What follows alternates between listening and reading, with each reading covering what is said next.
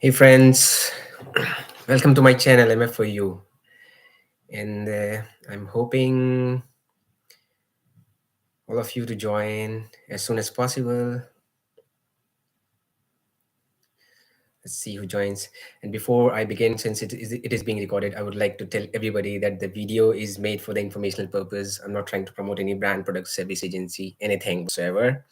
And the information being shared is from the basis of my personal experience, and it is meant for the guidance for all of you. So here we go. We have got something joined in, I think. Let's wait for some more time. I'm expecting at least plenty of you today to join so that we can have at least fruitful conversation or a discussion or a session today. Mm.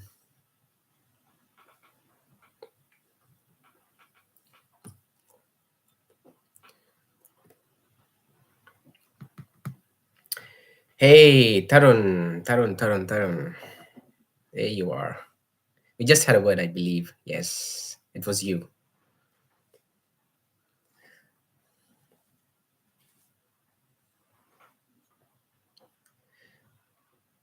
Pooja is here. Ijioma is here. And we are hoping at least plenty today. I'm actually I'm struggling. I'm not struggling, but I'm pretty much occupied with my assignments, and my capstone is also there. So it's a project which you do when your degree is about to end, and it makes a major part of the entire credit that you do to the entire semester or the entire degree. So I might not be able to do this live session, or may not be able to record even a video. I'll be doing it maybe after this month, and hopefully I would be seeing you all at the university. Anyways, guys, let's wait for some more time so that what we can do once somebody, I'm expecting questions. So once we start that question answer session, so everybody would get a benefit of it. Let's see. We just have three. Wow.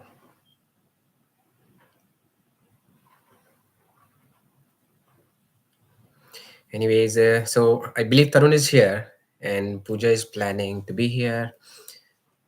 Do I have any update, or do we have any update, Ijioma? Where exactly you are? Are you done with your cash, your visa, your tickets? When exactly you are planning to be here, if you don't mind? It was Taran, it was very much occupied. I was supposed to be here by this time, but luckily I came early, and that's the reason why I'm doing it right on time. Otherwise, I thought that I would be dropping a message on the group saying that guys, it would be a delay, as I did in the previous two session. It really feels sorry, and I feel ashamed of it. But life is so busy, so sticky here. You would realize it soon.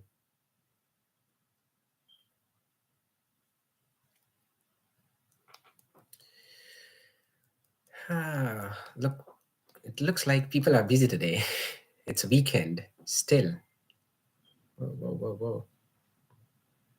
Mhm.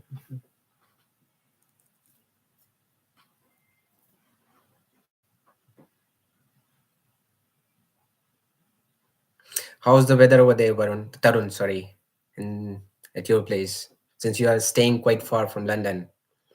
How's the weather over there?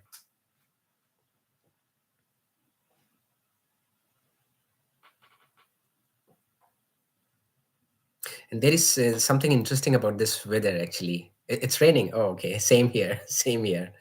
So there is something interesting about this, especially about this England. If you talk about weather and the temperature, or with people, especially with the local people, they would love it. I mean, I'm not saying that they won't like it, even if you don't know them. You just say something about weather, and you might end up having a long discussion with local people. So they just like talking about weather here.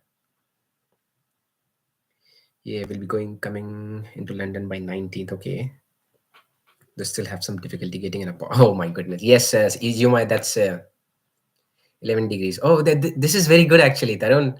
This is, if that is the temperature, you should be feeling happy. So last to last week or before Christmas, it was almost like -3 or -4. And still, I mean, I would say, I mean, it's not so cold here.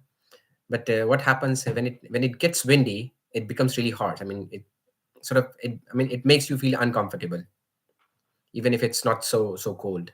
So Ijeoma, you're having difficulty in getting an apartment. You would be having, even if you are here, you would still feel face some challenges. I'm really not sure how exactly you are searching or what exactly you are looking for. If you are saying an apartment, I'm assuming that you might be coming along with your family members. If I'm correct.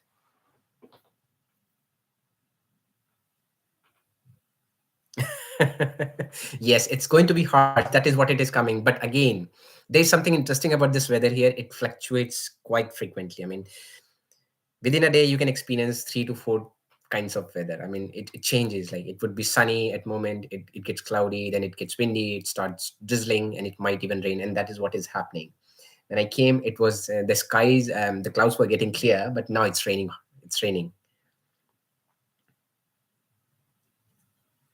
And trust me, Tarun, don't rely on what you see on the weather forecast or those applications which tells you about the weather, especially for England.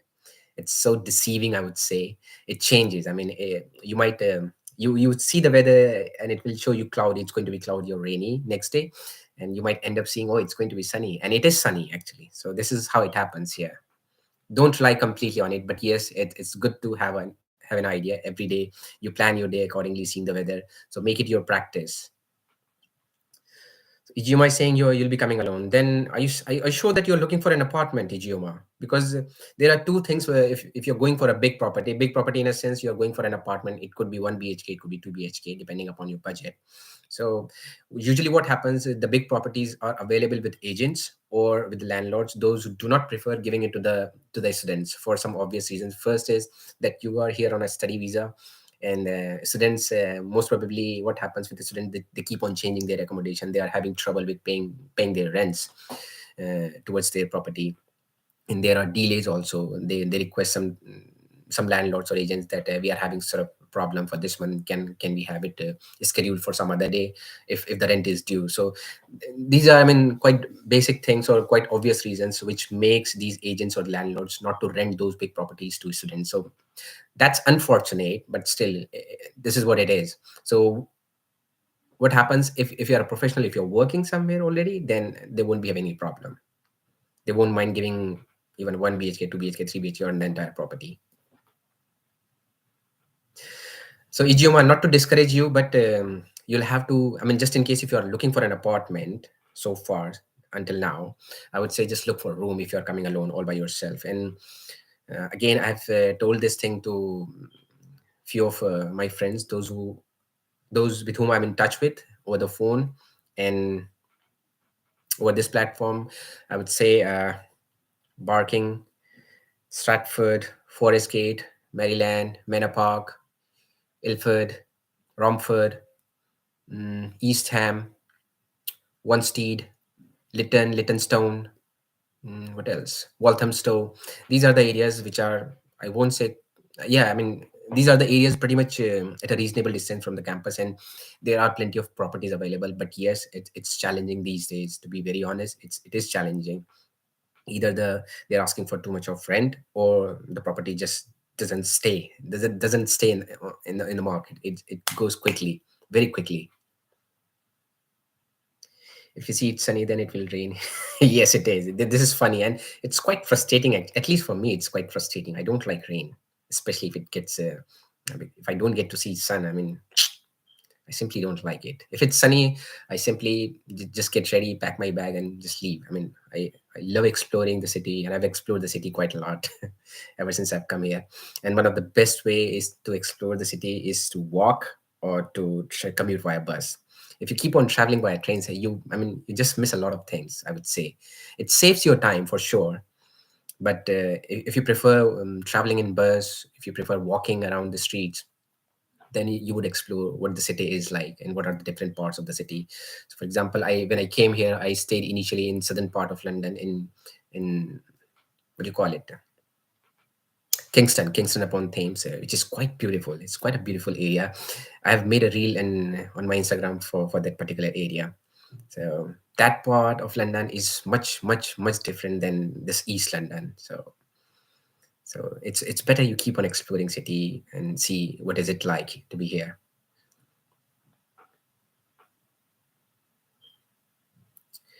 This is quite strange. Okay, we've got something joining in now. Okay, so we have got the audiences increasing. I'm not sure. Let me put the link in the group so that people can join. In the meanwhile, if you guys have any questions, do post it so that I can answer it. Share.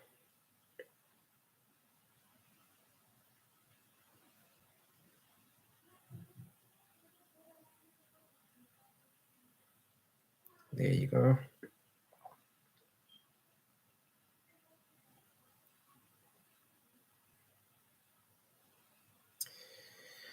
Here we are. Sorry about that. Yes. So we have got Pooja. Pooja, do you have any question? Let's see if few more students join so that we can start talking about this assignment presentation and how you're going to get assessed on your assignments and presentations towards the final term.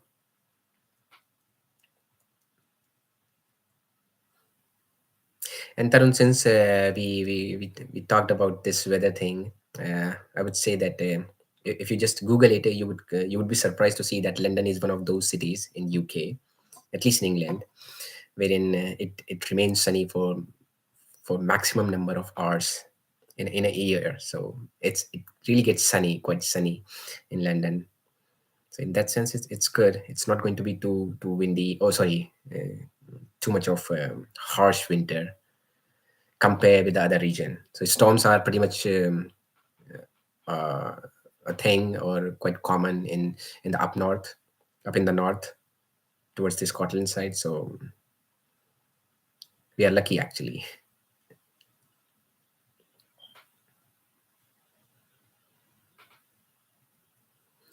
Guys, please let me know if you have any question. Please ask questions.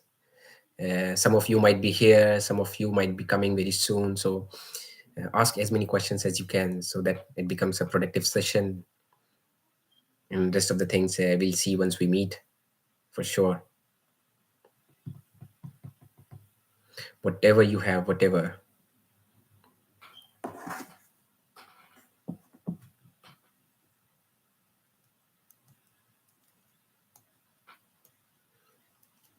And guys, one more thing. I was just talking to somebody. Oh, okay. So we have got Dr. Abhinaya here. I'm if you apply for priority visa in how much time we can expect visa approval. So Dr. Abhinaya, for priority, it shouldn't be taking much more than 5 days, maximum 7 days. Ideally, you should be getting your outcome within just 2 to 5 days. 2 days at the earliest, I would say, and maximum should be 5 to 7 days. When I came here, I applied for priority visa and I got my visa right on the fifth day in the morning. So still, I would say 5 to 7 days at most on a priority, and at the earliest, it should be 2 days. Dinesh is asking how to search accommodation in which website. Please explain about accommodation. I can give you guidance. I won't be able to explain you exactly, but yes, Dinesh, this is quite critical. I know. And trust me, I was searching for accommodation for a few of my friends, those who joined last session, last semester, and they're also having trouble. So what I realized, what I came to know that the properties are not available so much as it was the case when I came here, or at least during the summertime. And even if they are available, they are not staying in the market for quite long. They go very quickly. And I know I'm not answering your question, but I'm coming to the point. And what's the other thing? Yes, and they're asking for too much of rent. So, for example, if the property which was available almost like 3 4 5 months ago for just 350 or 400, I'm talking about the sharing accommodation because that is what most of the students target for. So it is now they are asking for 450, maybe 500 or even 550. And what they will say that the utilities are increasing, the bills are increasing. So this is what it is. So you'll have to pay, and they know that the students are in need of accommodation, so they'll pay anyhow. So my suggestions to all of you is to get an accommodation before you come, and if you're getting it, try to book it. Just don't look for anything else. Like if you're thinking that, oh, okay, if somebody's charging you 400, and if you say, okay, no, I'm looking for something in 300, 350, or 250, you might end up losing the property and you might end up struggling. So properties doesn't stay here, rooms doesn't stay here, they go really quickly. I'm telling you honestly, and what I've seen and what I've experienced, even I have experienced the same situation. So please don't do that. Whatever you are getting, just get it. And I know, I mean, even if you're on budget, I mean, you should be expecting that you'll be investing during the initial few days or few months. So you just can't escape from it. Okay, you can't avoid it. My personal and sincere suggestion is to get your accommodation booked. Don't look for like multiple things, like, oh, okay, I need an accommodation in this area, I need accommodation in this budget, I need accommodation with my friend, or I need an accommodation with a family, something like this. So try to get it booked at the earliest, whatever you get. And yes, coming to your question, Dinesh, you are saying that how to search accommodation. So I've already told this thing, because there is nothing else that you can look for accommodation in other ways. So there is a video also available on my channel if you want to go back once this session ends and have a look at that video. So you get an idea, you will get an idea about the range or the expenses, as well as the kinds of accommodations that are available and the different platforms. But still, since we are here in this session, I would say that Facebook Marketplace is one of those platform. Then Zoopla is there. Then Rightmove is there. Hunters is there. And if you talk about what do you call it, Spare Room is there. And what else? So these are 4 or 5 things. I mean, that you can look at. Gumtree is also there. So these are 5, 6 platforms wherein you can look extensively, actively to get or to find an accommodation. Try to get in touch either with the agents or with the landlords, if that is if uh, if they have posted anything. And but one of the biggest disadvantage with them is that you shouldn't be expecting a revert right at that moment. For example, if you find an accommodation, and if you're texting the advertiser, whether it's an agent or a landlord, because they keep on receiving multiple emails or messages, so there would be a lag, or there would be a delay between between you communicating with the landlord or the agent, or the landlord communicating with you. So that is where it really gets tricky and things get delayed. And there are certain groups, I do not know if I can add all of you in that group. I'm really not sure, because I'm not the admin of that group. So that is where, if something comes up, I keep on sharing those adverts in our group that we are a part of. And apart from that, the best way in a sense that you get a quick revert is, once you are here, try to go around these the shopping street or high street, that is what they call it. You should be knowing by now. So there are certain shops, grocery shops or Western Union shops, the landlords, they put adverts over there. So you just roam around your nearest shopping street or high street, stand um, stand outside that shop, and keep calling those advertisers or the landlords, those who ever posted their adverts on the channel, oh sorry, on the shops or the stores. That is where at least you would get to know that whether the property is available or not. If it is available, you can go for viewing and have everything discussed about the rent and the utilities and minimum or maximum tenure, whatever. So these are 6, 7 platforms that you can find an accommodation on. I hope I've answered your question, Dinesh. And there is a question from Gayatri. Do we really need to come UK before the class starts? Because yesterday I received my cash. So okay, so Gayatri, this is I won't say that you are an exception. It has happened and it keeps on happening. There are delays in getting visas. There are delays in getting cash. So, for example, if you have got your cash letter and visa right before the time, before the session starts, and still you are coming late, then it might be a problem, or it might be a trouble at the port of entry. Immigration officer might be asking you, says session has already started and you were granted the visa on so and so date, why you are coming late? So you should be having very strong reason for that, just in case if they are going to ask you. Otherwise, if you have received your cash letter late, and if you have received your, consequently you'll be receiving your visa late also. So in that case, it's not going to be an issue. I've seen students coming for September intake, they are coming in in October. I've seen students for January session coming in February, but it shouldn't be too late. And I think they, if the university is aware about your, the session start date, and the visa team is also, the UK Home Office is also aware about your session start. So in case for whatever reason if delay happens, then you should be fine. It's not your fault. Dinesh, please find the website spare on Supla. Thank you, Tarun. Thank you for helping him out. Appreciate that. So Dr. Abhinay is asking, once we rent an apartment, how are the regulations there in UK? Like we can switch and we get a better option at lesser price. So yes, this is a good question. Dr. Abhinay, what happens if you are going for a well-managed property, either through agent or a landlord who prefers doing an agreement, then there would be certainly a minimum or a minimum tenancy period. Ideally, they prefer somebody who would stay there at least for 3 months or 6 months maximum. This is what they should be expecting. And what happens when you start renting, or when you start staying in a property, you'll be paying upfront your rent for that particular month, and deposit could vary. It depends, like if you're going via agent or via private landlord, for two weeks, or it could be for the entire month. So, but entire month you should be expecting. 2 weeks deposit is something that is not so common here.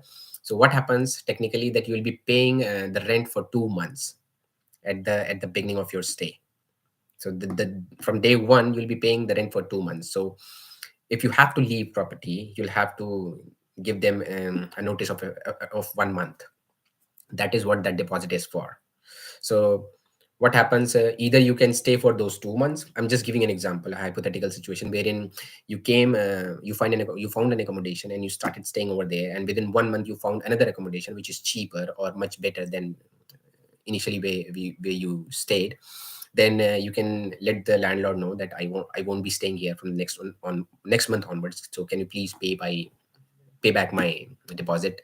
If he's okay or she's okay, then you can get your deposit back. Otherwise they'll say, okay, you don't pay the rent or for the next month, stay here, and then you can leave. So this is how it works. But technically you'll be paying the rent plus deposit or security deposit, so 2 months of rent in a sense. That is how it works. And again, I'm saying, if you are going by landlords, you won't be having any paperwork or such. So always keep a record. Either you do a bank transfer, so that at least you have a record that I have paid you the rent for so and so property. Okay. Otherwise, if you pay via cash, there might be a possibility. I'm not saying people are not doing it. People have done it. Even I have done it when I came here. So you'll have to take risk. There are people who can even say that, okay, you didn't pay the deposit, or you didn't pay the full rent or something, if you don't have record of that. So these things might happen. I'm not saying it has happened, but it might happen. So you really got to play smart when you rent a property, when you pay your deposit. But yes, element of risk would always be there, I would say. Okay. This is not to scare you, but just to keep you informed that this might happen, even if it's just a 0.1% chance of happening. But please don't get scared of what I've said. You should be fine, even if you are paying via cash. There are, because they know that if they do something like this with students, then student won't be coming to their property, so it doesn't happen. So okay, Abhinaya, one second number. And Abhinay, again, coming back to your question, just in case if you have done the agreement via some agent or some other agency, then you'll have to serve that notice period or the terms and condition of that particular agreement. If you are breaking the agreement, then you'll have to pay the deposit or the security deposit, whatever the terms and conditions says for that particular agreement. I hope it makes sense. So the dark rebellion ages. Wow, interesting. Can I ask how many lectures are there per week, and will that schedule? So, would you mind just introducing your name, my dear? The Dark Rebellion Ages, and you have asked a good question. Kind regards. Anyways, while you type your name, I would answer your question. You are asking about the lectures are there per week. Okay, so it's going to be 3 lectures initially. Initially, not initially, but at most you'll be having 3 lectures, and you'll be having 3 seminars. So lectures corresponding seminars. Lectures are going to be online, at least as of now, unless they change it for this semester, but they are online mostly, and the lectures happen mostly in the morning. in the first half, and seminars taking place with a gap. For example, if you have a lecture in the morning, you'll be having your seminar maybe after 2 hour, or maybe after 3 hour or so. So that it allows you to travel. I mean, it allows time for you to travel to the campus, because lectures are going to be online and seminars would be in person. And this is what is happening in most of the universities also, not just in this particular one. I hope I've answered your question. The dark rebellion ages. Tarun is asking, Gayatri, you can see the last date you have to attend university in the cast letter. Tarun, that's right, but still there are delays which is happening, or which are happening from the home office side while issuing the visa. It has happened in the past, so uh, I would say, even if the cast letter mentions something about the start date and the end date or whatever for the session, you shouldn't get worried unless there is a delay from your end. If there is a delay from the visa end, if there is a delay from the university's end, then you should be fine.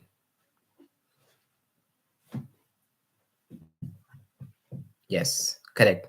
Thank you so much, Tarun. Can please guide how open a bank account in UK? So the dark rebellion ages, I would suggest you, my dear, if you have subscribed to my channel, I would suggest you, there is a specific video that I've made about what are the banks available, or I mean, not just available, but what are the preferred banks, and what are the documents and the timelines. So you can watch that video, and you will get an idea how to open the bank account. But yes, just to answer you briefly, to open your bank account, you need your BRP card, you need a bank letter from the university, or on the university letterhead, which you would be getting only if you have done, or you have completed all the formalities of your what you call it, enrollment. So I had a session last time on enrollment, specifically for this purpose, because what happens, students just ignore this part of their academic beginning. So they just don't care about the enrollment or the enrollment portal, and they end up being in trouble when the semester starts. They are not aware about their timetables, they are not aware about these letters. And it's not just bank letter, it is about your confirmation of enrollment letter, it is about your work authorization letter. All these letters would be available once you complete your enrollment on the university portal. And you must have received the link by now. So those that letter, BRP card, and your local address would be required to open a bank account. Great. No, it's not difficult. It's impossible. It's not possible now. It used to be a situation almost like 12 years ago, that wherein students can get a credit card, but nowadays they won't be giving you a credit card for sure, unless unless you are into a profession which allows the bank to provide you with a credit card. But on a student visa, definitely you won't be getting a credit card.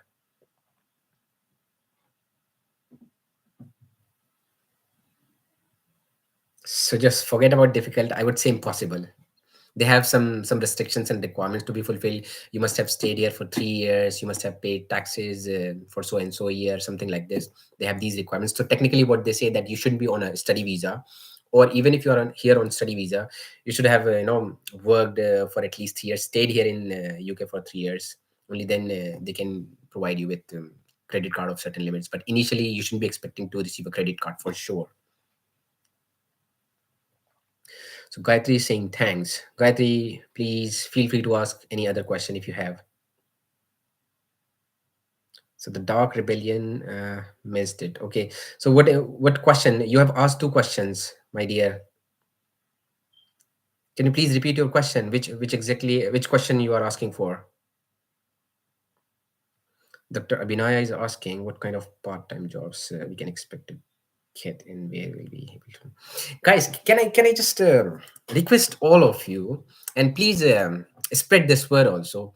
I have made these videos specifically in a sequence for all of you to get a help on, like what are the things that you're supposed to do before you come, after you come, what are the things that you can look for, the jobs, the accommodation, everything. I've made several specific videos, or separate videos for all this. But there are plenty of jobs available. I mean, I do not know what specialization or what background you're coming from, but if you're talking about part-time jobs and on a study visa, I would say that there are jobs available in eateries, restaurants, in shopping centers, in shopping malls, in different stores.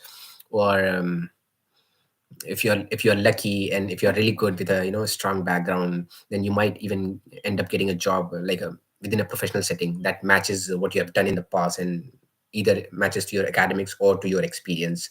So you can get those jobs also, depending upon which sector you are coming from, maybe from banking, maybe from IT, maybe from computers, from healthcare. So I've seen people, those who are working part time within NHS setting, and I've seen people working in banking also on a study visa, and I've seen, but you can see plenty of students working in eateries, restaurants. So this is quite common. So there are n number of jobs available. To be very honest, I would say London is really good in terms of the availability of the jobs. I won't say that uh, like how easy it is to get a job, but I would say that the availability is really good, especially in London. If it's not good here in London, then it's not good anywhere in UK, I would say that. So if you're coming in London, you shouldn't be worried about getting a part-time job, but yes, you got to be smart, you got to be really upfront. You just need not to be laid back, okay, sitting and applying on your laptop and waiting for the employers to to revert you. So you got to go outside, and as I said, just as it goes for recommendation that you should be on high streets or shopping streets. If you just go around, walk on high streets, you might end up seeing those adverts asking for staff wanted or vacancy available, so you can straight away apply and get a job. So this is how it works here. So I've seen students, they just keep on applying for jobs, so on different platforms, Indeed and Science Direct, Read Scientific, and other platforms, Total Jobs, CV Library, something. These are the platforms that are working here. So you can do that, but just don't rely. Otherwise, you would end up wasting your time, I would say.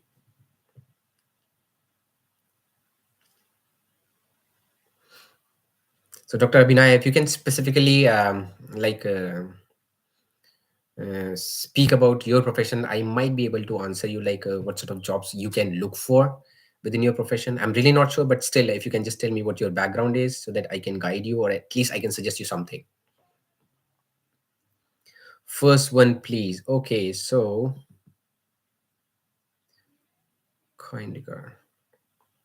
Okay, so you're saying about the lectures, right? The Dark Rebellion Ages. You're asking about the lectures. So when you talk about lectures, it's going to be three, and how it is planned. If you just go to your timetable or the university website, you would see that what are the number of modules that you'll be taking during the entire degree. For example, if you have 6 modules during the entire program, you'll be studying 3 modules in one semester, 3 modules in the next semester. So depending upon that, you'll be having 3 lectures and 3 seminars. So technically you'll be engaged twice for a single module in one semester. Or you can say, in other sense, lectures are going to be online, so you'll be joining online sessions for lectures just like this one, wherein I can speak but you can't. And there'll be a seminar in person which is going to be taking place at the university, but I'm really not sure. I'm sure that it is going to be online for lectures, at least, unless they change it. So lectures are online and seminars in person, 3 and 3. So a lecture, corresponding seminar, lecture, corresponding seminar, lecture, corresponding seminar. So you'll be traveling to university at least thrice a week. I hope it is clear. Whoa, MBBS. Awesome. I've completed my MBBS and have 2 years of work experience. Okay, so depending upon your specialization, so you're saying MBBS, so there is no specialization. So you can certainly look for jobs, different jobs, depending upon your interest or your expertise. And you have worked for 2 years. So yes, so your experience and expertise, you can look for jobs in NHS. They are definitely looking for profiles, or they're looking for candidates with high caliber or good caliber within the healthcare sector, not just in hospitals but elsewhere also. So you have a good chance. I mean, you just be smart when you try searching for jobs. And I would say that since you're still, I'm assuming that you're still back in your country, so please start searching for the jobs. That are different jobs available depending upon this MBBS thing and the kind of experience that you have. What are the different jobs available on the NHS website? Create a profile on NHS and start looking for jobs. Do not apply for now because it will be a waste.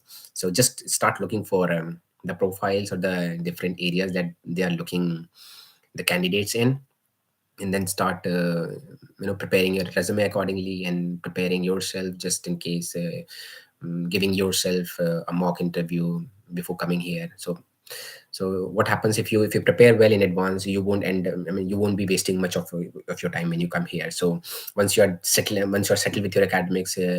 By the end of 1 month or maybe 15-20 days, if you're lucky, you'll be having a very good job in NHS. Apart from that, NHS and hospitals, you can look for jobs as a medical writer if you're from MBBS and if you like writing. So wherein you'll have to talk about clinical reports. You'll be writing clinical summaries or non-clinical summaries. If you're aware of it, you can work as you can even work as a research assistant, or study coordinator, project coordinator. So for different studies or the different trials that are happening in various hospitals in UK, you can be a good candidate for them actually, since you are an MBBS. So if you're lucky, if you get a good job, so not just NHS or hospitals, you can even target the pharmaceutical sector also, or the pharmaceutical companies, big companies, those who are into drug and research and development, not the pharmacy, what you call it, pharmacy stores, but the pharmaceutical companies, those who are into research and development. You can target those companies also.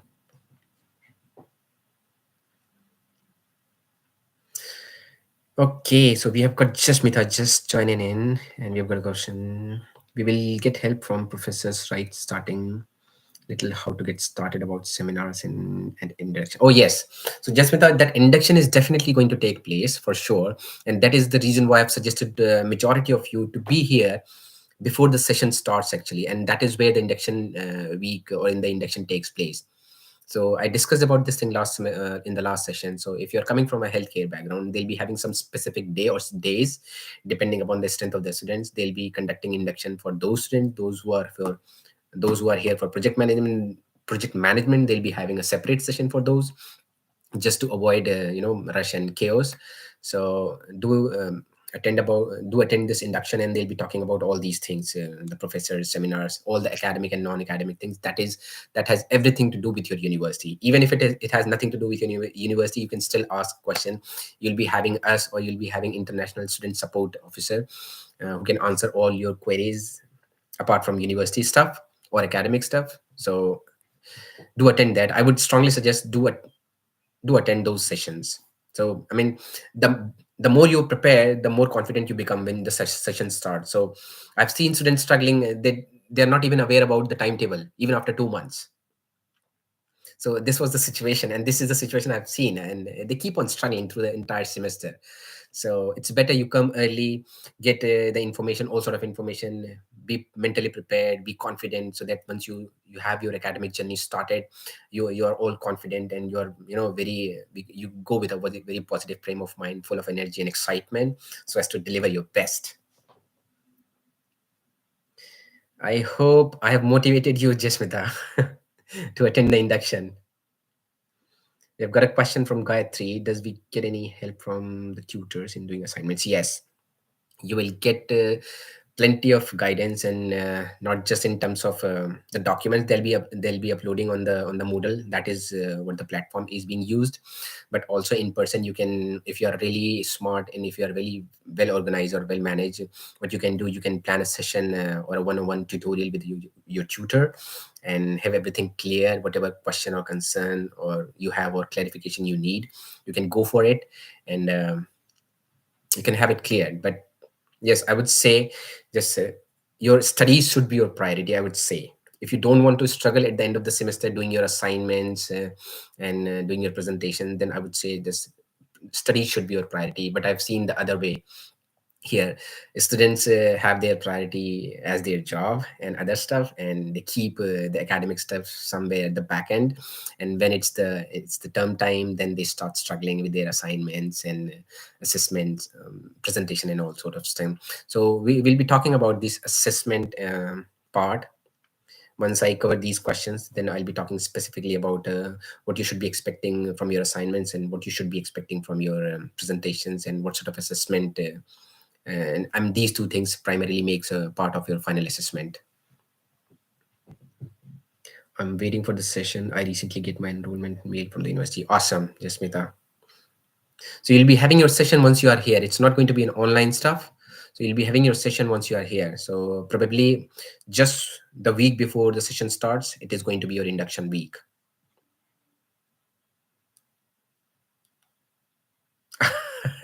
You're not supposed to call me senior or sir. Just call me MF, call me Fayaz, whatever you feel comfortable with. And definitely you will see me for sure. You will see me. And I would be more than happy to see all of you in person.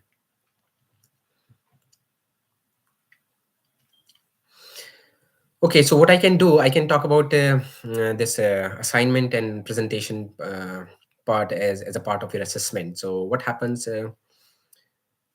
You'll be assessed based on the group presentation or presentation depending upon your program. For example, those who are doing going for MBA or healthcare management, general MBA or healthcare management, they'll be having primarily or group presentations. So wherein you'll be put in four or five group of 4 or 5 or 3 to 5, and those who are into project management or global healthcare management or computer science, you'll be having a different schedule for these presentations. It could be in group or it could be individual presentation. And there would be another part of your assessment, which is assignment, which is quite critical because it carries major weightage or more weightage towards your final assessment. So for example, presentation would be for 30% or 20% of your final assessment, while the individual report or the individual assessment makes up almost 60 to 70% part of your final grade. So you should be prepared. And what you're supposed to prepare with, as far as the assignment is concerned, you should be knowing what the academic style of writing is. You should be really well versed with the referencing part, which is quite a big thing here. Because if you don't reference your work properly, if you don't cite your work properly in your assessment, it you can be even charged for academic misconduct, and it's a very big thing. It can even cost you your visa. So here in this part of the world, it's a big thing. You should be very. And Harvard referencing is something that they usually expect for students to refer or to use when they are writing their reports. In most of the universities, I would say, at least in, I mean, yeah, I would say yes. So Harvard referencing is something that you should be really comfortable with if you have time. And definitely you have time, since the session hasn't started yet. So go to the Google and search for what sort of Harvard referencing is and how you can do. Then there is a thing called in-text citation, and there is called referencing. So referencing is something which comes at the end of your report. It's a list, and it has a specific pattern that you're supposed to follow depending upon what style you are going to follow. As I said, it's going to be Harvard referencing, but there are other patterns or other styles. For example, APA or MLA, other styling also. So you should be aware of it. And yes, I was talking about in-text citation. So what happens with the in-text citation is citation. For example, if you have received information from ABC article or from ABC page or from other source, right? And you rephrased it or paraphrased it in your own words. You wrote that sentence or that information in your report, but you didn't cite it. So if you didn't cite it, that means you are projecting that particular information as your own, which is like which is like you know which is like you try to you stole something from somebody without their consent. But if you do the in-text citation, then you become safe. Then you are at the safer side. Nobody can harm you that you took the information without my consent. So there is a specific pattern for citation also, and it happens as per the Harvard referencing. Again, I'm saying I'm using this Harvard referencing style because that is what they use. So academic style of writing, it should not be like you just keep on writing something like which doesn't connect well. Like if you're writing one sentence and the second sentence says something else, the first sentence says something else, first paragraph talks about something else, second paragraph talks about something else, and there is no connection, then this is not acceptable. And I would say it doesn't look, and it is not acceptable considering you coming for a postgraduate degree. Okay, so if you really want to do well and if you really want to be confident of what you're doing, you should be knowing the academic style of writing. There are plenty of stuff or plenty of guidance available on Google. So you just do the Google, what is academic style of writing or scientific style of writing. You should be knowing that how you're supposed to write a report, how you are supposed to write a case study, how you are supposed to write an essay. Okay, so these are the different things that you may come across depending upon which program you are in, or who is your professor or your tutor, what their expectation is. And there's plenty of guidance available when the professor or the tutor put these assessment guidance on the Moodle page or on the student portal. There would be plenty of information available. Just go through your assessment brief properly so as to be informed what you are going to do. So this was about your assignment. And talking about the presentations, again, presentation is going to be the same thing. As far as putting the work on the slides are concerned, it should be referenced properly or cited properly, and there should not be a copy or pasting. Yes, so to be in a very straightforward words, you are not supposed to copy from some source and paste it in your own work, whether it's your presentation or your assignment. So you should be really comfortable with doing paraphrase or rephrase. So what happens, you you try to modify the information or from the source, from the original source, in your own words, but you do not lose the meaning. So basically this is what it is about, to avoid plagiarism or similarity, which is, again, I'm saying it's a very big thing here, so please don't fall prey to it. So yes, I was talking about the presentation. So presentations are going, it could be either happen at an individual level or it could be in the group. So if you're in a group, you might or might not be lucky if you have a good depending upon how the other group members are. But it's easy, it looks easy, but it is a challenge in a sense. For example, if you're so serious about your assignment or your presentation, and the rest of the group members are, they are just so laid back, they are thinking, okay, let's keep it for some other time, we'll do it at the last moment. So that is where you struggle. But this is what you learn. I mean, this is where you become confident, and you see how you can manage things, how you can manage people, since you're coming here to do your postgraduate degree, right? So this is how you become a complete person. So you'll have to mentally prepared, you will have to be mentally prepared that you are no more a student wherein everything would be spoon feeded to you. So you'll, if the professor or the tutor is explaining 10% or 20% of what is expected of you as a part of your learning during the lectures or during the seminars, then 80%, 60%, 70% should be on you only. So you'll have to learn a lot, and you'll be learning a lot provided you are open to it. So this is more or less about the assessment. So primarily two things. And yes, I just missed the individual assessment, individual presentation. So individual presentation is still going to be the same thing, and the duration of presentation, more or less, depending upon if it is just for a single person, it could be 10 to 15 minutes, and if it is for a group presentation, 15 to 20 minutes, not more than that. So this is how it goes. And yes, when you are presenting, especially during the presentation, I've said this thing earlier and now I'm repeating it because it's really good. Because when you become a become a true professional, that you just don't take things for granted. For example, I've seen students, being despite receiving suggestion from the tutors that you're supposed to be presenting in formal attires, they still come in a casual attire. So they still might receive some good marks, or they might get detected also, marked down for their presentation. But it's good to be present, or fulfill all the requirements of your academic stuff, be it for your individual assignment or for your presentation. And ultimately, when you complete your degree, you should be going, or you will be going for interviews at different levels. And since it's a different setting, different culture, so you should gel up accordingly. You should prepare yourself accordingly, mentally, and by your learnings and all those things. So you should be in the professional attire or business attire, depending upon a girl or a boy. So you can do that, and you must do that. I would say, I would strongly suggest, fulfill all the requirements. I mean, I'm not saying that it can fetch you extra marks, but it might fetch you extra marks, and it does prepare you well for the world outside the university. Yes. So I think I've not talked much about assignment and assessment, but still, if you guys have any specific question, please feel free to ask, because I'm not sure if I'm covering everything or not. And Jasmita is saying something about plagiarism. Yes. So plagiarism is a big thing. Jasmita is here. It's a big thing. I was talking about copy and paste. So that is what the plagiarism is. So if you want to avoid plagiarism, you should be comfortable, and you should be confident, and you should be knowing that how to rephrase or paraphrase the information from the original source into your own words without losing the meaning or without losing the context. And you have to properly cite it. If you don't cite it, everything goes in vain, and you can be in charge of academic misconduct, or your similarity or plagiarism would be counted in your assignment or your assessment. So this is how it is. Discovery with Jafri. Hi, is there any way?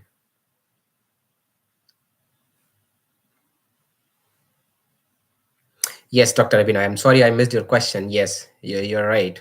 You should be expecting things happening during the first week before actually the session starts. If your cast letter says that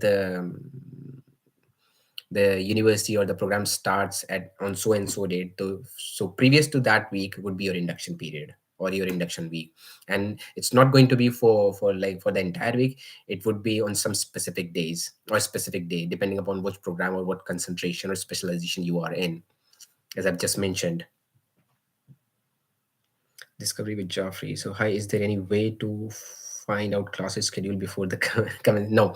So, Joffrey, even if it's available, I mean, I would have done that in the group, but I didn't do it on purpose because what happened, until the actual session starts, you won't be having your time schedule or your classes schedules posted, or the final schedules posted on your respective student portal. So if you, I mean, if you say I can fetch the timetable if it is available, but still you can't consider it as a final one because session hasn't started. So once the session is about to start, only then, maybe 1 or 2 days before, they'll be posting the final schedule for the classes or for the seminars. And there is a video I have made specifically for how to access your timetable and how to capture your attendance. Please do that. It's very critical, very critical, very critical, I would say. So please do watch that video and see how you can access your timetable, how you can mark your attendance, and how to keep a record of that, so that not to lend yourself into any sort of trouble once the session ends, wherein somebody would come and say you didn't attend the classes.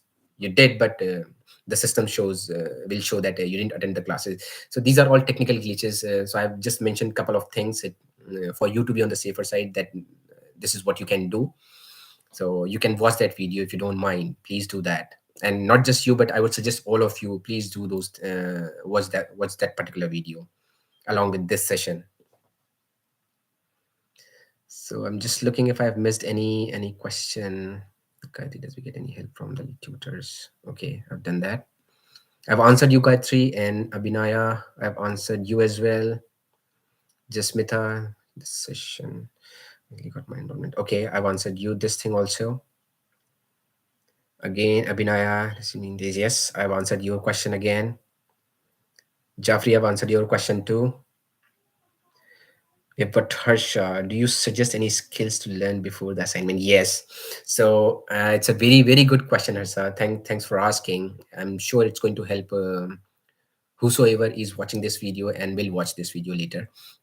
So you got to be well versed with Microsoft Outlook, Microsoft Teams, because Teams is the platform wherein you'll be having your online sessions. So you should be knowing how to assess your team, how to access the calendar, and how to join the classes via the links posted on the calendar. And what else? Yes, what are, like, how to handle your teams when you are in the session actually. So somebody, I've seen plenty of students, they have their cameras open, which is not allowed during the lecture. Only the professor is expected to have their webcams open. But I've seen students, they just do not realize that their camera is open, and they are doing a number of stuff without realizing that everybody, almost like 700, 800 students are watching them, or watching him or her. So these things have happened. And see, you got to be on mute. You got to be switching off your cameras when you are attending the session, unless you have been asked to do so. So so you can learn these things from YouTube, or you can just go to their respective platforms, seeing, okay, how to handle teams, how to access calendar, how to do chats, how to attend, or how to create a session, or something like this. So you can do all those things. And you should be installing MS Outlook and MS Teams on your laptop as well as on your mobile devices. And yes, to all of you, those who are watching this video and those who are in the session at the moment, I would suggest, please bring a laptop, a decent weight laptop, which is not so bulky, so that you can travel along with your laptop and attend your sessions, seminars, or you can do your sessions on the laptop. I would strongly suggest, please do not attend your lectures on the mobile device. This is highly unprofessional. And I was saying that you just don't realize that while you are on session, you might end up talking to somebody, and everybody would start listening. Okay, so this person is having a conversation with so and so person, and you don't even realize it. So these things happen on mobile device unless you are so pro and so confident. Okay, so you have handled this platform, you can do it anywhere. So, but I would strongly suggest do it on your laptop initially, at least for 2 3 4 months, and if possible do it always on your laptop. Don't attend any session on your mobile device. Do not come to your seminar without your laptop. If you really want to learn, if you really want to feel comfortable with what you are going to expose with, or what you're going to experience, you should be prepared, not just mentally, but so in terms of resources also. So I see students coming in with mobile, and what they say, okay, my laptop is so bulky, so I didn't bring my laptop. Does it even I mean, can you even justify it? I mean, I can digest it for sure. So, and I'm trust you, I have never ever attended even a single session without my laptop. So please do it. You explore more, you will feel more confident, you will see the stuff more clearly rather than scrolling things on your mobile device. That is where you get confused and you start feeling, having those anxiety. Okay, I'm not getting this, I'm not getting that. So all those things happen, and you end up messing up the stuff or the entire session for yourself only. So please bear this thing in your mind. So Harsha, I believe I've answered your question. Outlook, MS Teams, how to access emails, how to access your calendar, which is quite important, because if you have your Teams and Outlook synchronized, it will be synchronized automatically once you create your university email ID, and it will be available on your Outlook platform. So you would see that once a tutor has scheduled a lecture or seminar, just in case if it is happening online, you will see the link or the date and timing, the day, all those things in the calendar. So try to just explore these things, install these applications, and try create your profile, and just see how you can just explore. I would say explore it, so that you would get to know what are the different things that are available, features that are available on those platforms. Harsha, if you have any specific question, please let me know. Otherwise, I believe I've answered your question. And for assignments also, I've mentioned that what you're supposed to do, you should be aware about the referencing style. First and foremost thing, you should be aware about what the academic or scientific style of writing. You can just Google anything, download some research paper from journals, okay, and Google Scholar is definitely one of those platforms wherein you will get plenty of articles published. Try to look how well they have written, or what sort of tone they are using, what sort of vocabulary they are using. Okay, so that is where you get the idea from for preparing your assignments or your presentations. So if you do that, you would definitely feel confident rather than getting stuck at the end. Okay, and you do not know, okay, how am I supposed to write my assignment, what sort of style of writing and what sort of referencing, how it referencing is, I do not know. Just in case if you guys struggle, just in case if you guys struggle again with these things, I would be there to help you for sure. But still, I would suggest please do all these research and keep exploring these things, whatever I've suggested, especially related to academics, so that you are really, I mean, you go really confidently in the classroom during the first day. Okay. Igioma is asking, the seminar in the campus is usually how many hours per day? So yes, Igioma, the seminars are going to be for 2 hours at most, not more than that. So lectures for 1.5 hours, and the seminars would be for 2 hours.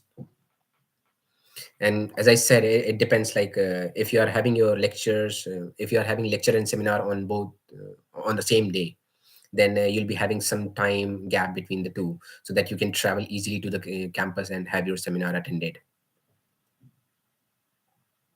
And again, for example, if you are taking three modules and you have been assigned 3 modules, you'll be having 3 seminars, then they can arrange you in a this way, that whether you'll be going to the university maximum for 3 days, or you'll be going to a minimum for 2 days, wherein you'll be having 2 seminars on one particular day and 1 seminar on the other day. So this is the least, and the most is to 3, if you're assigned 3 modules. So that is how it works. Ijum, I hope I'm clear. So Harsha is asking, we should have more knowledge about Excel PPT like that. Yes, yes. Harsha, what I believe that, I mean, present PowerPoint presentation shouldn't be an issue or challenge for all of you, assuming that you must have done presentations, you must have worked on PowerPoint or Excel, right? You must have done all these things. But I've seen students, they are not aware about what MS Outlook is and what MS Teams is and how to handle it actually. So I'm just telling you something really funny, which sounds like funny, but it's not professional, and it is something which definitely annoys and frustrates the lecture. I've seen students doing casual chat while the lecture is going on without realizing that everybody on the lecture can see their chat. They start talking in their regional languages, they start sharing different emojis, they they don't even realize that their mic is unmute, and their whatever they are speaking either back at their place or with the other person, everybody can hear that. So these things are really frustrating, annoying, and highly unprofessional, I would say. But you know it's a different setting.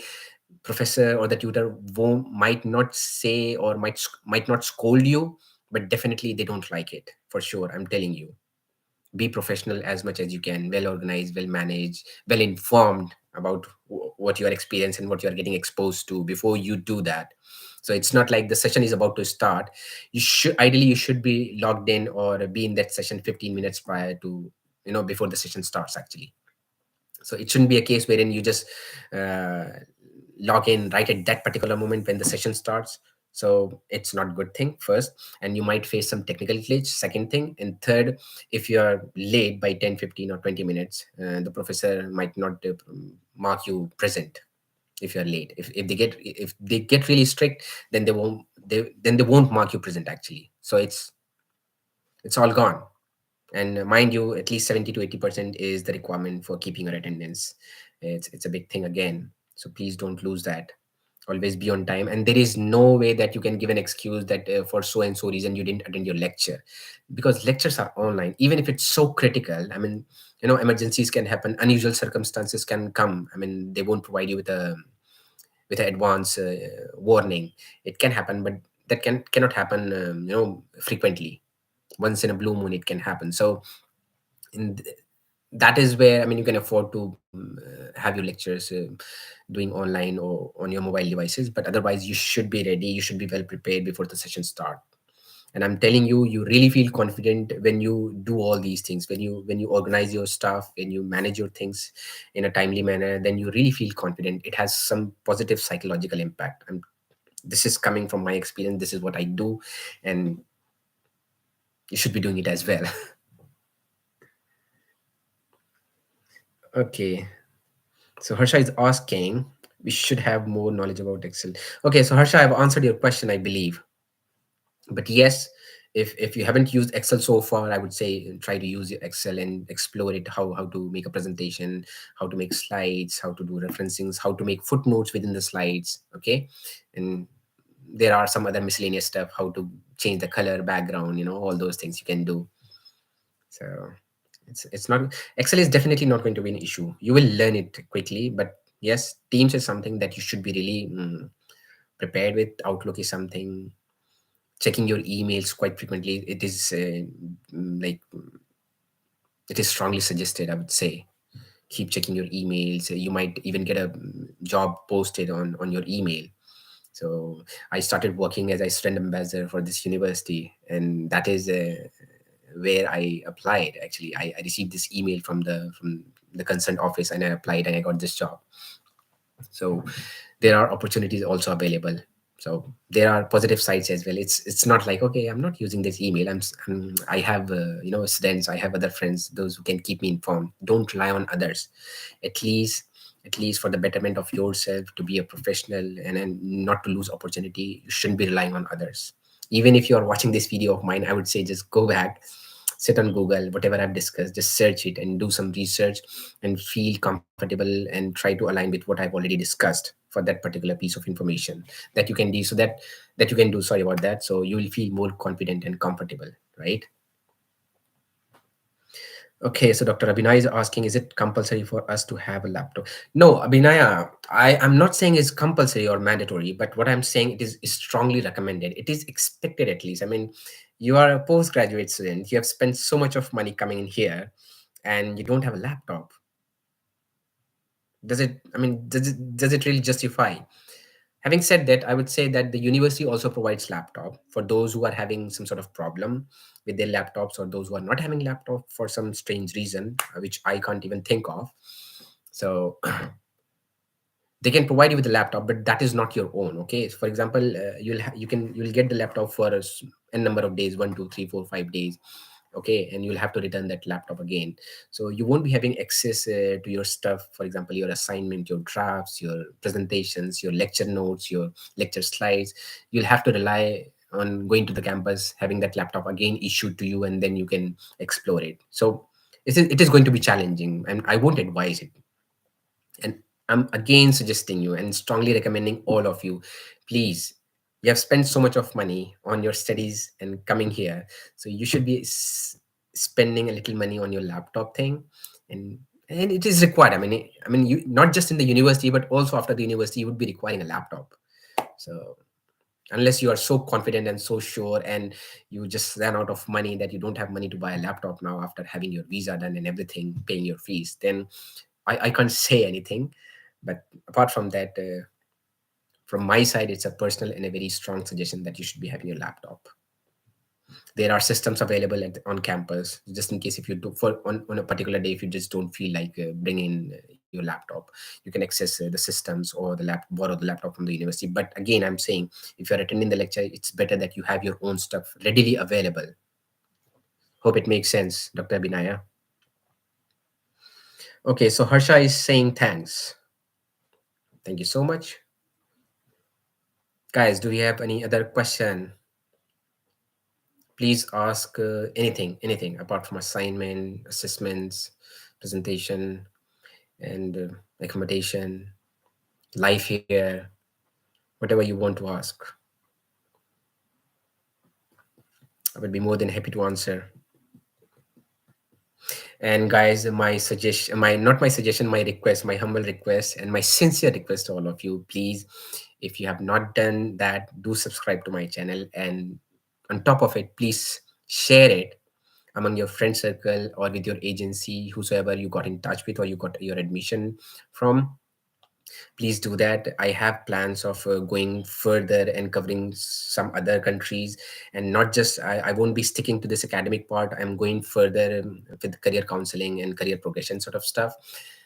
I might not sound like a very well informed and well learned person, but yes, I am, to an extent that I can guide somebody choosing a career path, or deciding upon a degree, that which degree and which country and which sector they can go for. So all these things I'm planning in the time to come, so please help me. It would be a great favor, not just for me, but for the other students, those will be coming after you and going to different other countries.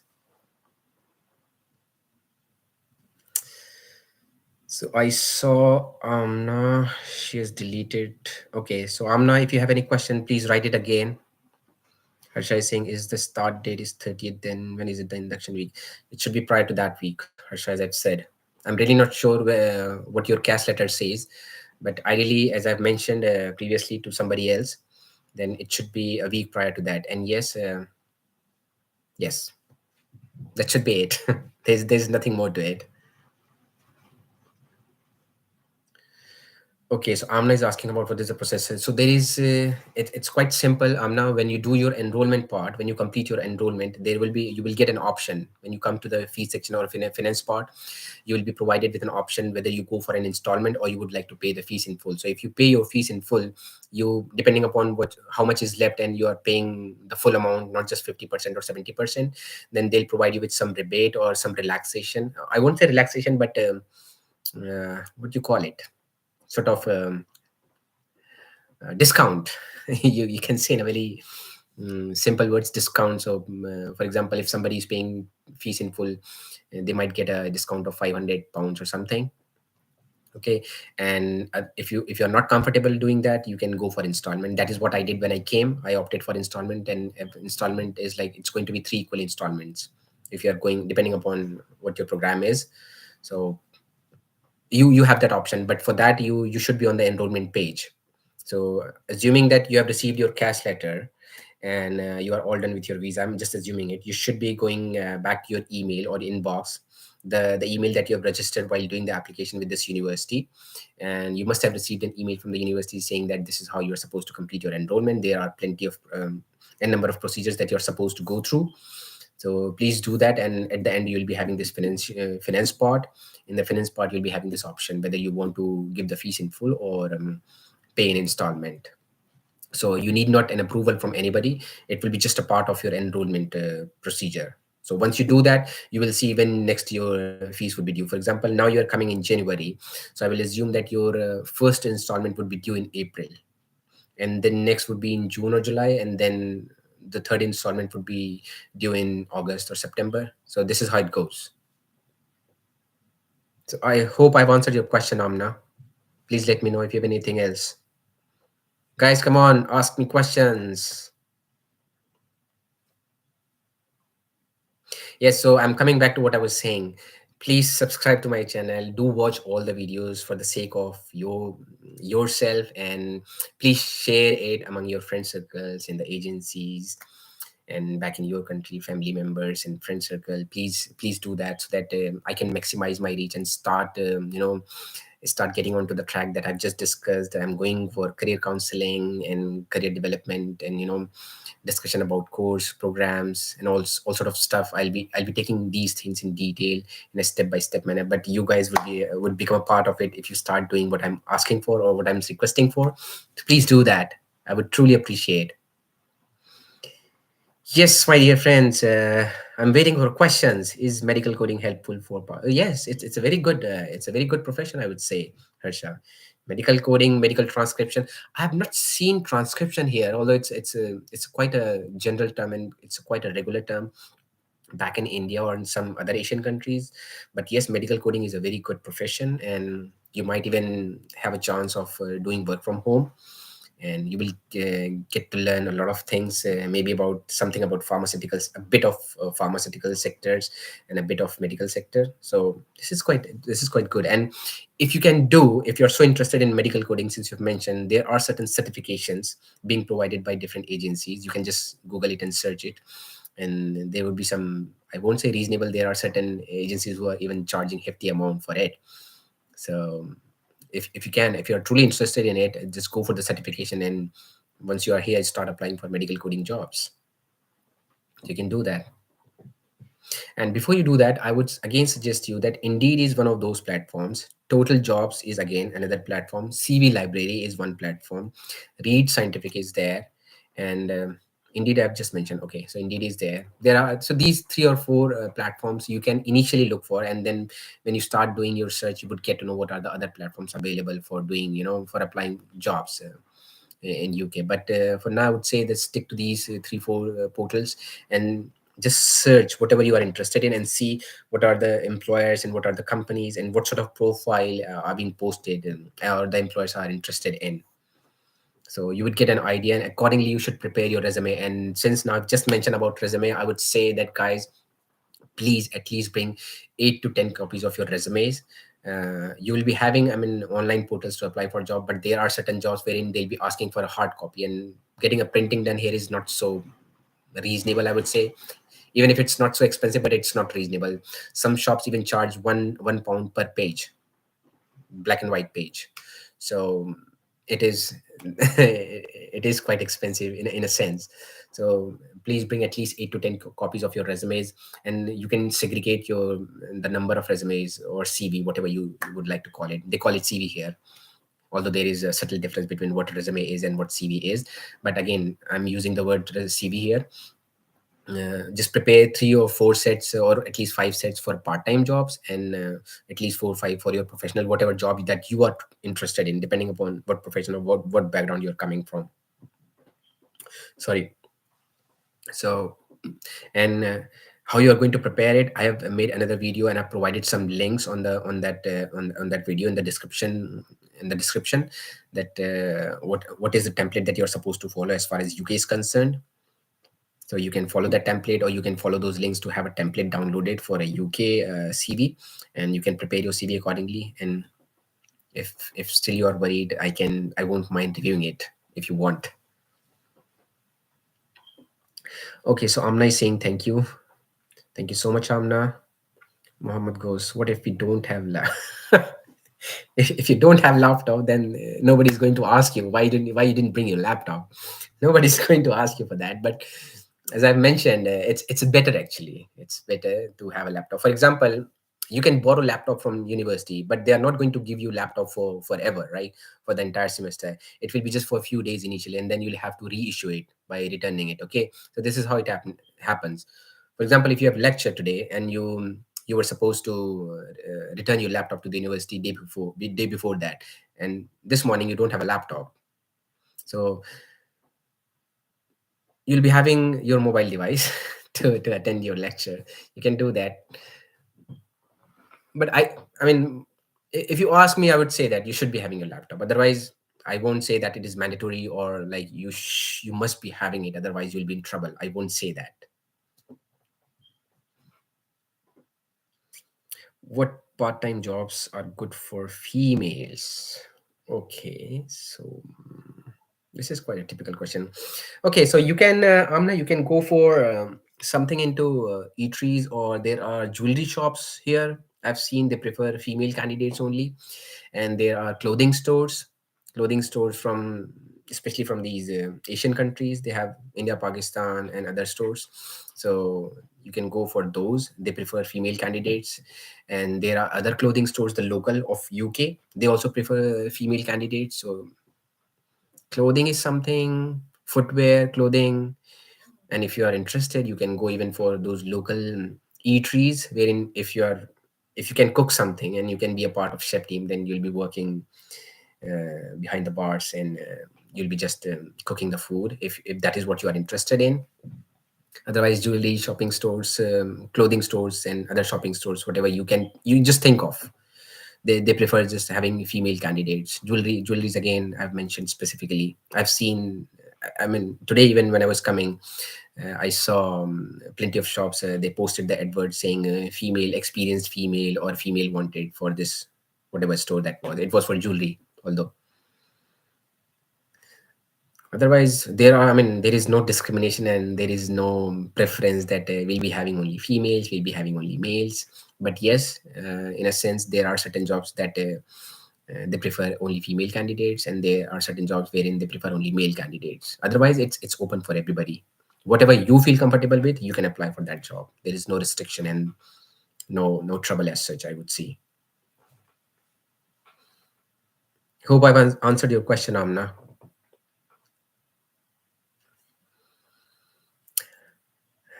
I see. Any other question? What process for installment of fees? Okay, so I've answered about the installment, Amna, Abhinaya, Harsha. Okay, so Muhammad wrote something and he deleted it. So I would be expecting Muhammad to have your question soon. I'm waiting here.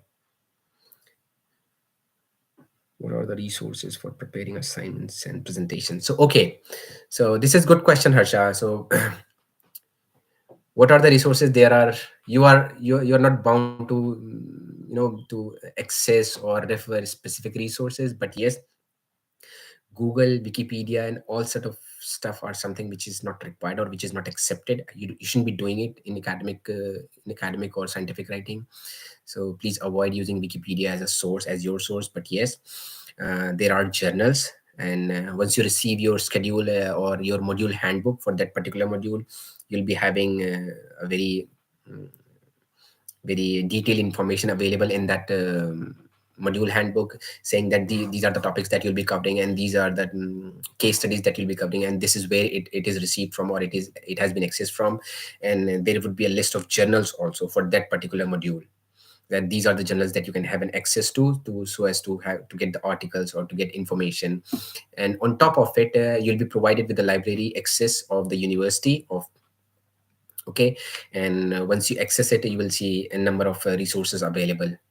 So there is no restriction as such, but yes, what is not expected and what you shouldn't be doing it, what you shouldn't be doing, I've just mentioned it. Wikipedia, Google, or some, it should be authentic or genuine resources. So ideally or technically, it should be a published paper or an article from a respective journal, or it could be a website of particular company, or it could be a blog, it could be a web page. But try to get the information from the relevant or from the genuine sources, rather than just doing some random search For example, if you're talking about, I'll just give you an example. If you're talking about a company, a big company, okay, for example, Dell, I've got this desktop in front of me. So if I have to write something about Dell, I should be doing a Google research, for example, and I get a number of information or a number of sources available on the Google, and I pick a random or third party website for Google. But Dell is a big company, right? So even if I try to access its website, I will be having plenty of information available, and that website or specific website of Dell can be considered as genuine or authentic. Okay, and in addition to it, I will try to look for some published article if they are available on Dell. So okay, so I hope you're getting my point, what I'm trying to say. So depending upon what question you are asking, what company you have chosen, and what's your interest is as far as assignment or a presentation is concerned, then you should be sticking to the first published articles. And then if not articles, if you, for example, what happens sometimes there are not published articles available for whatever you are looking for. So you can go for the websites or genuine resources. Maybe the newspaper articles you can go for. Newspaper articles are something which are considered as genuine or authentic source. So you can cite those resources also. Okay.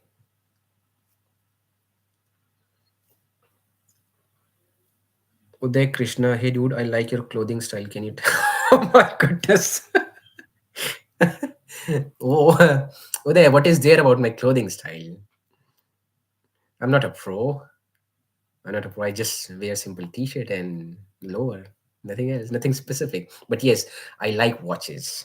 I would say. I mean, you should be knowing. I'm not. You should be knowing, but I would like to tell this that I'm really fond of watches. If I see watch store, you can find me standing at the store maybe for 5, 10, 15 minutes exploring what are the options available, what different watches are available. Even if I'm not supposed to buy it, I would still spend at least 15, 20, or maybe half an hour in that store. So apart from that, it's it's quite.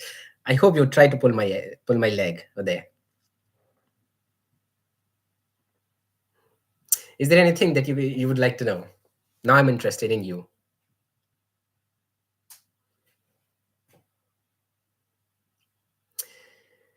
Jokes apart, guys, I'm still expecting some relevant questions. Please let me know. Please ask your questions. मौत दे रे भाई. Zain, I'm sorry, but I didn't get it. I think it's something in Hindi or Urdu, but still I didn't get the meaning of what you have written.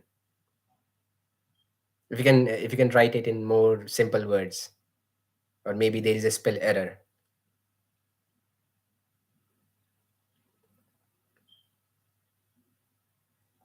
I know that, Uday. I know that.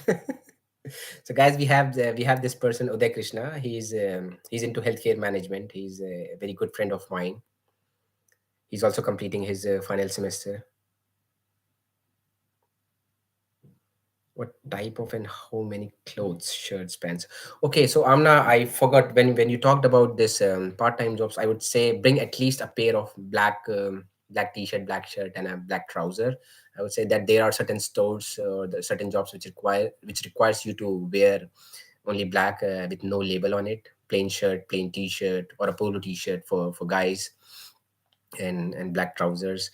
And yes, as far as present, since I was talking about presentation, I made a mention of about this what you call it, business attire. So you can bring at least a pair of formal attire for your presentations. And maybe if you're going for interview and they have this criteria, definitely they'll be having this criteria. Even if they don't have this criteria, you won't be going for an interview in casual dressing. So at least a pair of formal attire and pair of black upper and lower, as I've just mentioned. So you can bring it.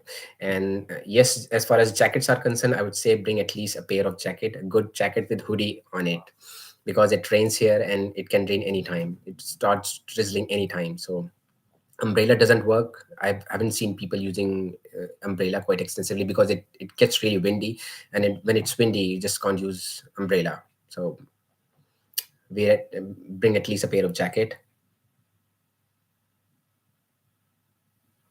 चिराग दिख रहे. Zen, I'm sorry, but I'm having hard time understanding what you're trying to write or what you mean. If you can write in English, that would be really great. Zen. But whatever you're writing, it sounds interesting actually.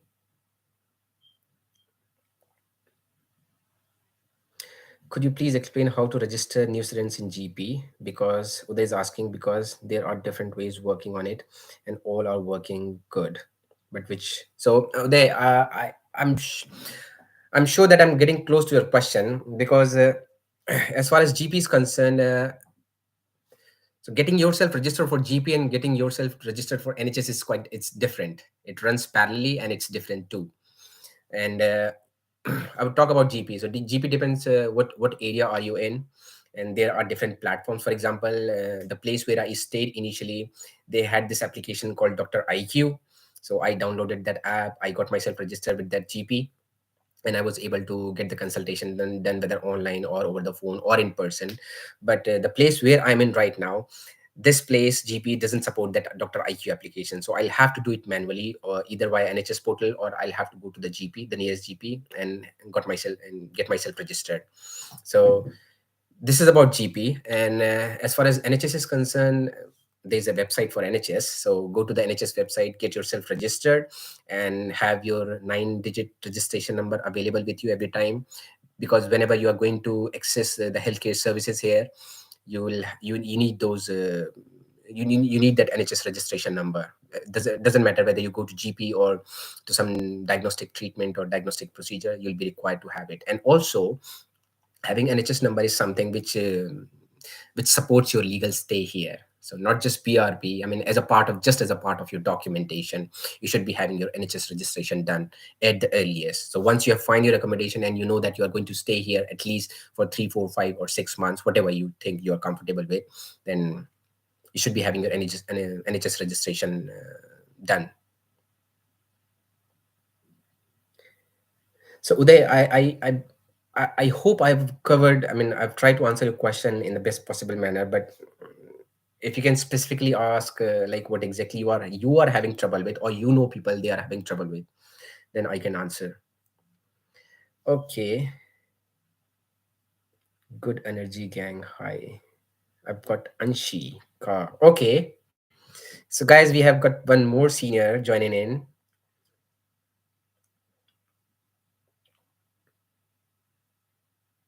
Okay, so Zen is finally coming up with this question where we have to collect a BRP card. So is it what we you were writing or you were typing earlier, Zen? So you'll be having your BRP card collection center either at the university or the nearest post office. So you'll have to just check your cash letter once if you have received one. So just check your cash letter and you would see that where exactly you're supposed to collect your BRP from. Awesome, Uday. Thank you so much. So Anshika, do you have any question for me? I would be happy to answer.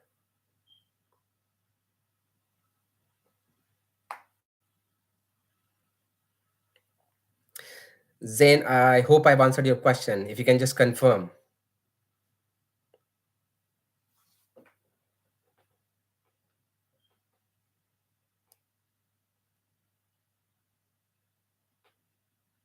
Come on, guys.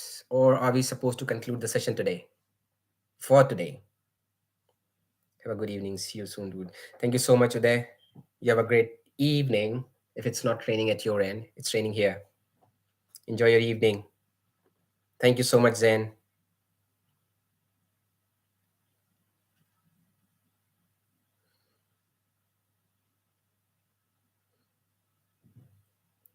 I see so many people joined the session. They answered the question, but I don't see they don't like my videos. This is strange. You like my responses, but you don't like my videos. Interesting. I have to do something special to have you like my videos.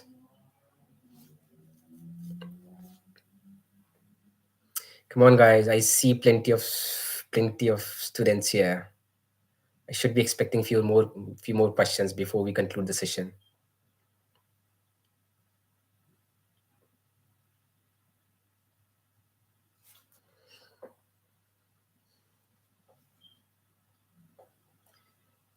Do we have any question or should we conclude?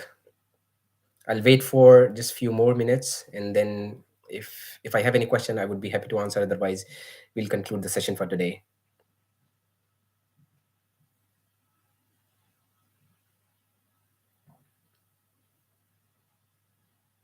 Do not hesitate to ask any question. Whatever you have in your mind, just or in your heart, just feel free to ask that question.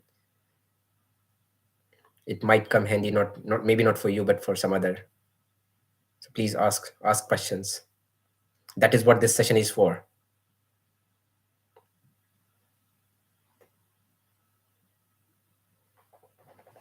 Mhm. Let me see if I've missed something. Any part-time jobs available in university? Yes, yes. So yes, Harsha, there are not too many because it's just a campus or a satellite campus for the main. Our main campus is in York. You must be knowing that. So you might get certain part-time jobs. I've seen in the past. Some you can even work as a student ambassador. You can work as you can be a part of student union, or that might not be paid, but yes, you can be a part of it. And they keep on posting certain part-time jobs. It could be a remote position, or it could be physical, for London campus specifically. I saw a couple of postings when I came here. For they were asking for part-time lecturers, and they were really paying good amount. And the criteria was not was something that I mean, you as an international student can easily apply. You can easily get fit into. So just keep looking university's website. And but yes, I mean, there aren't plenty jobs available, I would say, because it's just a small campus. And as I've mentioned, you just keep an eye on your inbox. You never know, you might be having something posted which you'd really get truly interested in, and you would start liking that profile, whatever they have posted. So just keep an eye on the student portal, your email, your inbox. So please do that so that you do not miss anything. In visa appointment, do they ask for accommodation address? No, Zain Malik. So you are basically asking for the biometric. That is when you are going to have your documents scanned and have your biometric done. So they won't be asking anything about your accommodation. But yes, university might ask for it. No, not even university. At the immigration, they might ask this question: that where are you going to stay?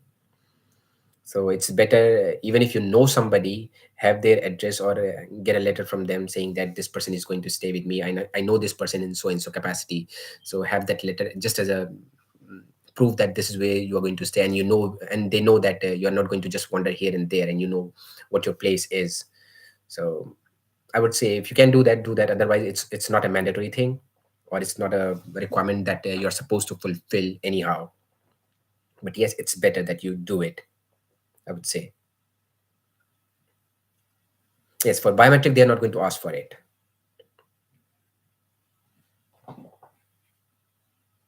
Anything else, Zen?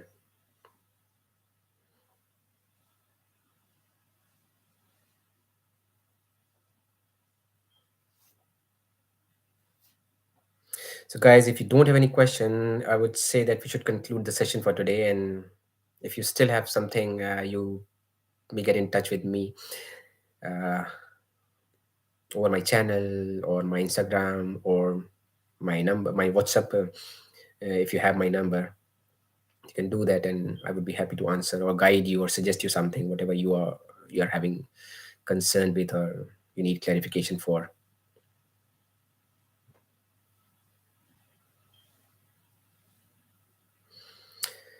Okay, so guys, what I would like to say, thank you so much for joining in and asking these questions.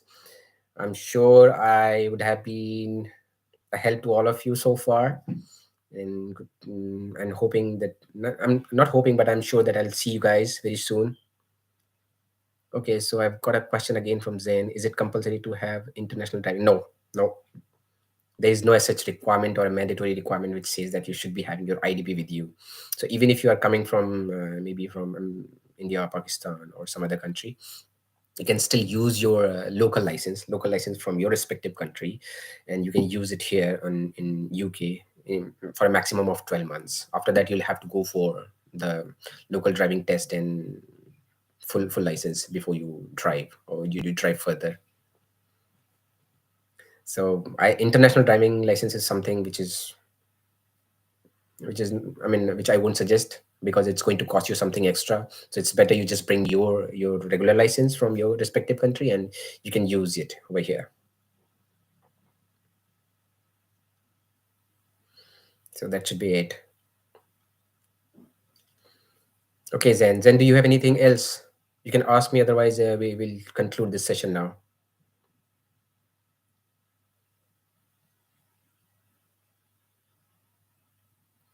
Harsha, thank you, MF. You're really helping everyone, as I got to know more things without asking you. Oh, okay, awesome. That is what these sessions are meant for, Harsha. That is the reason why I mean, I prefer doing these sessions rather than making those 8 or 10 minutes video as other people are doing. So this is much more productive, and that is what I've realized. So once I'm done with whatever I'm engaged with these days, I'll start doing these sessions, and I'll keep continue with these sessions so that I can interact with you and I can guide you or provide you with information whatever you have concern for. Okay, so Zan is all set. So thank you so much, guys, for being here, and this is it for today's session. Stay healthy, safe, and happy, and we'll see you soon. Take care, and bye bye.